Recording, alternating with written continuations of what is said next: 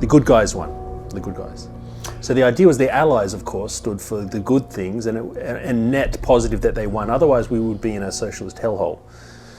Well, that's right. I don't think that's the case anymore. And I can see now increasingly, in some ways, I'm quite of rose-coloured glasses, but I can see now that maybe all along, a lot of propaganda I can see it now with Russia and China, that we say, oh, they're the bad guys, everything they do is bad, we're the good guys. And I can see a lot of that's lie, a lot of that's propaganda, and a lot of that we try to create wars. We try to, it's a bit like I've got two daughters, and it's not the daughter that throws the first punch. It's the one that's been needling.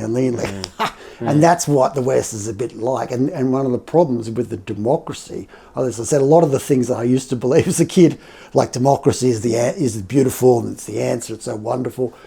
I can see the problems with democracy is if you have to win the popular vote, and you take it to a cynical level, wars are relatively popular with people. Yeah. And so it gives you an incentive to have wars and flashpoints, because a government like from George W. Bush, John Howard, people involved in wars tend to get re-elected.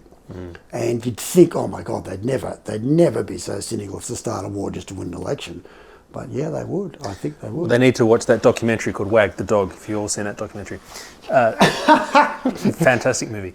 The problem is, it is a documentary. I don't know if you meant to make that joke. It is actually a documentary. Funny, it was made before 9/11 and wasn't that well received. But having been an insider in the military, yeah, it's a documentary. Another documentary, which I think we didn't realise was a documentary, was a Will Smith film called Enemy of the State.